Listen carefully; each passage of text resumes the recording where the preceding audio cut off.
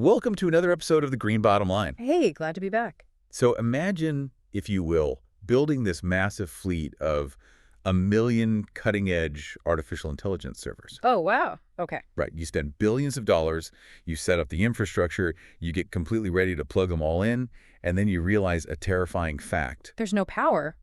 Exactly. The local power grid simply cannot support them. I mean, the tech industry is currently in a sheer panic over where they are going to get their electricity. You really are. It's a huge bottleneck. And that brings us to the mission of today's deep dive.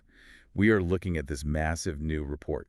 It's titled Nuclear Energy in the Global Energy Transition, ESG and Investment Perspective. Yeah, it's quite a read. It is. We're going to figure out how and why nuclear power has suddenly skyrocketed from the absolute fringes of the environmental conversation to the undeniable center of global energy strategies. Right. It's a huge pivot. For sure. Whether you are actively tracking investments in your 401k or you're just, I don't know, paying your monthly electricity bill and wondering where the juice is actually going to come from in the next decade, this massive structural shift is going to impact you directly. Absolutely. Okay, let's unpack this. We're seeing capital numbers and political commitments that we honestly haven't seen since the Cold War. Why is this massive pivot happening right now? Well, it comes down to a convergence of three systemic forces, basically hitting the market all at once. Okay, what are they? First, we have an absolute explosion in global electricity demand. Like you said, it's largely driven by those AI servers, plus, the electrification of vehicles and heavy industry. Right, the grid is just stressed. Exactly. Second, there are these really urgent geopolitical energy security imperatives. I mean, the last few years have brutally reminded countries that they desperately need sovereign, independent control over their power grids. Oh, definitely. You can't just rely on importing fuel when things get tense. Yeah. Precisely. And third, and this is perhaps most surprisingly to anyone who grew up in the 80s or 90s, there has been a sweeping rehabilitation of nuclear energy's ESG standing. ESG being environmental, social, and governance. Right. Its standing among policymakers and high-level financiers has totally changed. It is basically a perfect storm of need, policy, and capital. So to really wrap our heads around this shift, we need to follow that massive wave of capital currently hitting the global grid. That's a lot of capital. Yeah, the macro numbers in this report are almost difficult to visualize. Right now, global annual investment in nuclear energy sits at about $65 billion. Which is already substantial. It is. But the International Energy Agency, the IEA, projects this is going to climb aggressively, basically no matter which future scenario actually plays out. Yeah, the baseline projections alone are just staggering. If we look at what the IEA calls stated policies. Meaning we just track what governments are actively doing right now. Exactly, without any new promises. Under that scenario, that investment climbs to $70 billion annually by 2030. Wow. And that pushes total installed capacity to nearly 650 gigawatts by 2050. Okay, let's pause right there to ground that number for the listener, because we throw the word gigawatt around a lot in energy discussions, but it's hard to picture. It is hard to picture. 1 gigawatt is roughly enough to power 750,000 homes, or, to run a massive hyperscale data center continuously.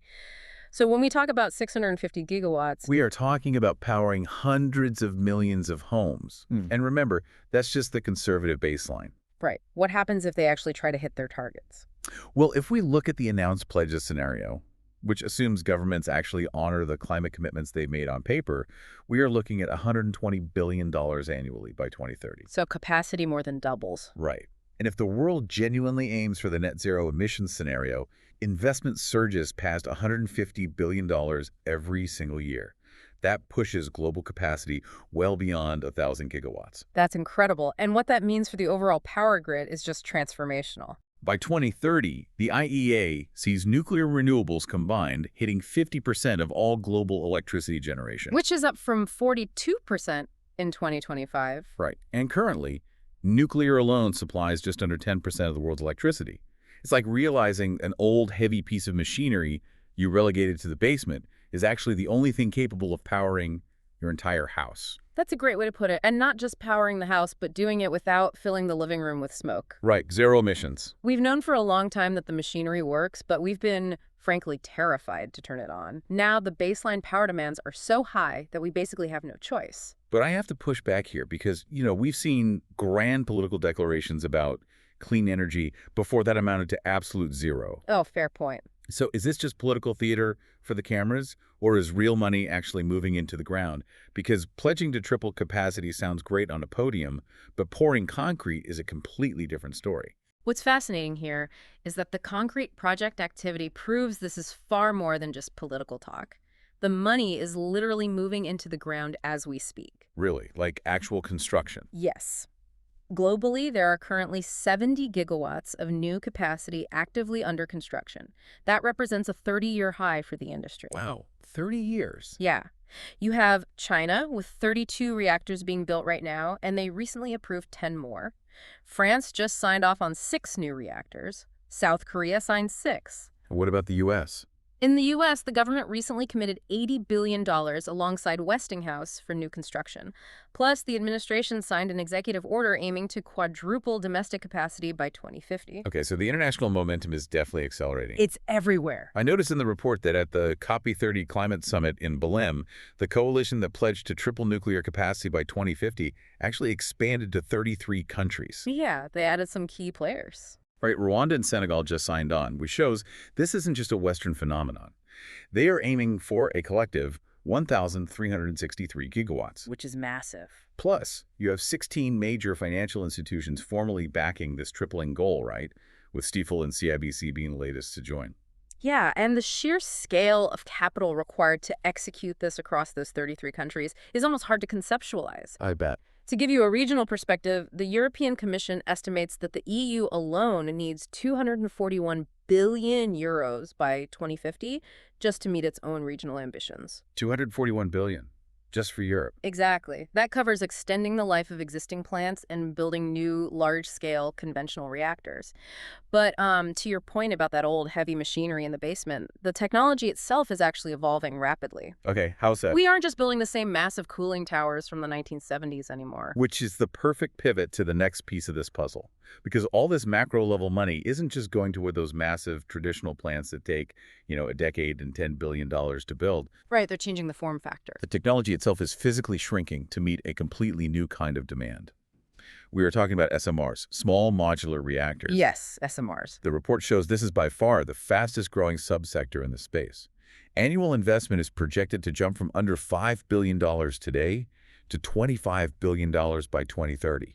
The shift from conventional reactors to SMRs is arguably the most important technological leap in modern energy. That's a big statement.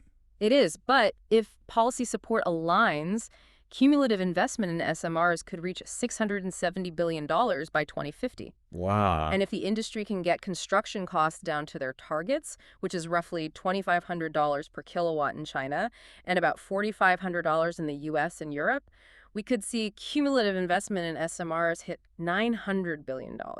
I was looking at the venture capital numbers in this report, and it honestly doesn't look like traditional slow-moving utility funding. Not at all. We're seeing $500 million funding rounds going to startups. TerraPower secured $650 million in mid-2026. X-Energy raised $500 million. Huge numbers for private capital. Yeah. And a group of younger companies like Nucleo, Last Energy, and Moltex, they brought in over $128 million collectively across 2025 and 2026. It really feels like Silicon Valley is treating nuclear energy the way they used to treat software. Because Silicon Valley desperately needs what nuclear energy produces. Power. Exactly. The IEA identifies up to 25 gigawatts of SMR demand coming specifically and entirely from data center operators. Just for data centers. Yes. You have corporate tech giants like Equinix and Fermi America actually joining the global pledge to triple nuclear capacity. Here's where it gets really interesting.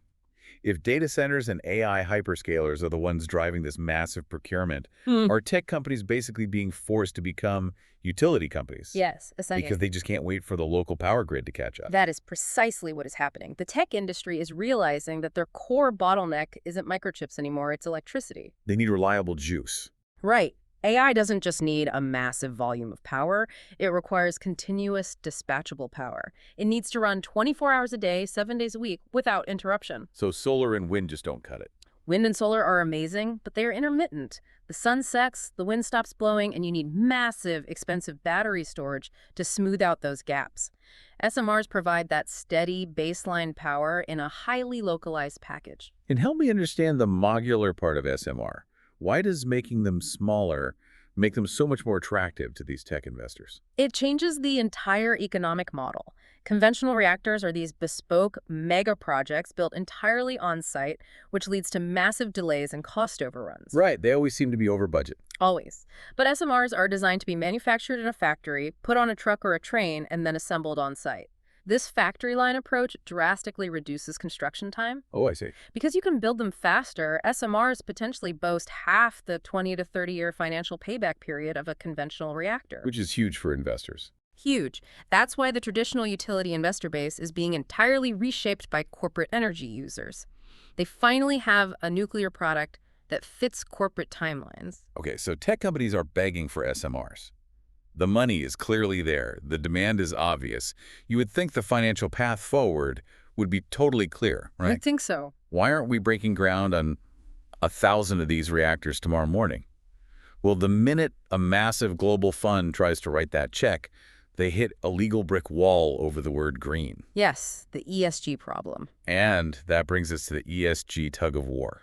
It is the ultimate definitional crisis in modern finance right now. Explain that. For capital to flow at the scale we just discussed, institutional investors need certainty. They rely on taxonomies, which are essentially the official government-mandated rulebooks that dictate what investments can be legally classified as environmentally sustainable. So, like a cheat sheet for investors. Think of a taxonomy like a nutritional label for an investment fund. The problem is, these labels are deeply fragmented globally. How fragmented are we talking? Well, South Korea's K-taxonomy explicitly includes nuclear power as a green investment. Meanwhile, Bangladesh's sustainable finance policy explicitly excludes it. And if you really want to see how messy this gets, we have to look at the saga of the EU taxonomy. Oh, the EU is a perfect example. Back in 2020, a technical expert group for the EU recommended completely excluding nuclear. They cited the do no significant harm rules, specifically pointing to radioactive waste disposal and the risk of weapons proliferation. Right, that was their initial stance. But fast forward to 2022, and the political winds shifted. A complementary climate delegated act officially included nuclear power as a transitional green energy source. But it came with massive caveats. It did. For a plant to count as green, it has to shift to accident-tolerant fuels by 2025 and meet incredibly strict long-term waste disposal standards. It's a very high bar. Now, before we dive into the fallout of that decision, we need to make something perfectly clear to you, the listener. We are not taking sides on whether nuclear is or isn't truly green. Absolutely not. The sources we are analyzing detail a highly charged political environment, and our role in this deep dive is strictly to report the facts as they exist in the legal landscape. And the factual reality of that landscape is that the EU's decision sparked an immediate legal war. Who is suing who? Greenpeace and the nation of Austria are currently suing the European Commission at the European Court of Justice over this inclusion. Wow, an entire country is suing over the taxonomy. Yes. Their legal argument is that labeling nuclear power as sustainable undermines the credibility of the entire taxonomy and constitutes state-sponsored greenwashing. That's a serious accusation. It is. You also have deep sovereign policy divergences within the EU bloc itself. You have Germany, which historically phased out its nuclear fleet, sharing a grid with France, which is aggressively expanding its nuclear capacity. It's like trying to agree on the official rules of a board game while the game is already halfway finished. And half the players are sitting at the table with an entirely different rule book, actively threatening to sue the referee. Honestly, how on earth does a global investor navigate that? If I'm listening to this and I have a standard ESG index fund in my retirement account, does this affect where my money goes? This raises an important question, and it is arguably the biggest headache for ESG practitioners today. Yes, it absolutely affects your retirement fund. Really? Yes. This fragmentation creates severe regulatory and reputational risk for institutional investors. If you manage a global ESG-mandated fund, you rely on taxonomy alignment to legally screen your portfolio. So when the rules conflict. When the taxonomies contradict each other and are actively being litigated in international courts, you are forced to explicitly price in sovereign policy risk. You have to evaluate not just the technological viability of a reactor, but the shifting political winds of the country it's being built in. Because traditional ESG classification is so fiercely contested, It seems like the financial world is realizing they just can't wait for politicians to agree. They definitely can't. They're inventing entirely new instruments and lifting decades-old bans to ensure the capital keeps flowing regardless of the taxonomy debates. Let's talk about how the global financial plumbing is being completely rewired to support this. We are seeing incredible innovation in capital structures to bridge the gap between these capital-intensive, long-duration nuclear projects and modern investor risk appetites. What's a good example of that? For instance, cumulative green bond issuance specifically for nuclear power has now exceeded $5 billion. Yeah, Constellation Energy issued the first U.S. corporate green bond eligible for nuclear financing in 2024. That was a huge milestone. It was a $900 million 30-year instrument designed just for uprates and life extensions of their existing plants. The UK also added nuclear to its Green Gilt framework, which is a massive £12 billion plan. And Japan is using transition bonds to fund its green transformation strategy. But what really jumped out at me from the report was the movement from the multilateral development banks. Yes, the MDBs. The World Bank and the Asian Development Bank lifted their long-standing restrictions on nuclear financing in 2025. The new Development Bank just approved guiding principles for it, and commercial giants like BNP Paribas and HSBC have joined EDF's advisory board to make new projects bankable. It's a massive shift in institutional support. But wait, I have to stop here. The World Bank just lifted its financing restrictions in 2025. Why this sudden change of heart after all these decades of bans? Well, to understand that, you have to look at the structural limits of legacy financing. For decades, a single large-scale conventional nuclear project required more capital than the combined annual energy lending of the 8 largest multilateral development banks. Seriously, just one project. Just one. It was simply too big, too slow, and carried too much construction phase risk for them to ever underwrite. So what changed? What changed recently is the dual realization that, one, mathematically, developing nations cannot hit net zero without baseline zero carbon power, and two, the shift toward SMRs makes the ticket sizes much more manageable for a bank's balance sheet. That makes total sense. But even with SMRs, government de-risking mechanisms are absolutely essential to get commercial banks on board. The report mentions things like contracts for difference and regulated asset-based models. Can you explain how those actually protect the investor? Certainly. A contract for difference essentially guarantees a set price for the electricity the plant produces. Like a price floor. Exactly. If the market price of electricity drops below that set price, the government pays the difference to the plant operator. It ensures predictable revenue. And the regulated asset-based model. A regulated asset-based model allows the developers to start charging consumers a small amount on their utility bills during the construction phase, rather than waiting 10 years for the plant to turn on before seeing a dime of revenue. Ah, so they get cash flow early. Yes. These mechanisms grant these projects quasi-sovereign risk profiles, which debt financiers absolutely demand. And while all this massive institutional rewiring is happening to fund SMRs and conventional plants, there's a whole subsector of capital chasing the ultimate holy grail of energy. Commercial fusion. Exactly, commercial fusion. The report notes that private funding in the fusion sector reached $11.52 billion by mid-2026. You have 4 companies, Commonwealth, Helion, TAE, and Shine, that have raised over $1 billion each. And the sovereign support for fusion is materializing, too. Where are we seeing that? The UK government committed £2.5 billion over 5 years strictly to fusion research and commercialization. Wow. That includes specific seed vehicles, like the £20 million StarMaker 1 fund, which is designed specifically to crowd in even more private venture capital. It's truly moving from speculative sci-fi into a genuine, albeit early stage, asset class. Okay, so let's summarize where we are. We have solved the technological design problems with the factory model of SMRs. Yeah. We are hacking the financial plumbing with green bonds and lifting those old multilateral bank bans. We are even funding fusion.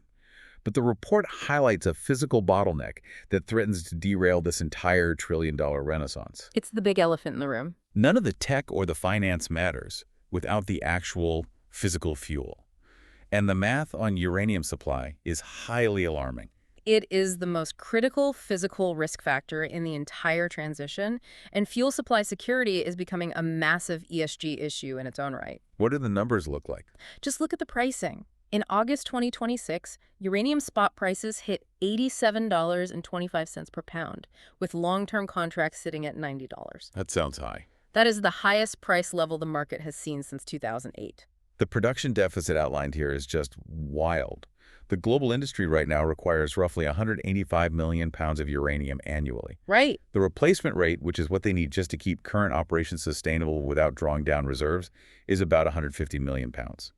But primary mines are only producing at 40 to 50% of that replacement level. It's a huge shortfall. And the secondary supply sources, things like old stockpiles and downblended weapons material, are shrinking fast. They are dropping from 14% of total supply in 2025 down to a projected 8% by 2030.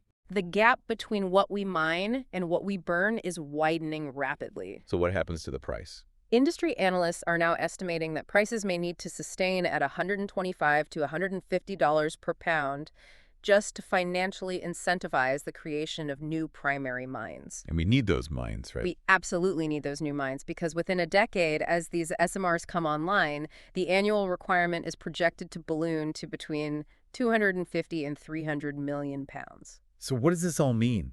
It's like the world is building a massive fleet of cutting-edge sports cars, but suddenly realizing we're running out of premium gas to put in the tanks. That's spot on. You can have the best SMR design in the world, completely backed by the biggest tech companies on Earth, but if you can't fuel it, it's just an incredibly expensive metal sculpture. And worse, the only gas stations that sell that premium fuel take 10 years to build or are located in regions where you don't necessarily want to rely on the supply chain. Or the geopolitical aspect again. If we connect this to the bigger picture, this supply tightness dramatically impacts the fundamental economics of the energy transition.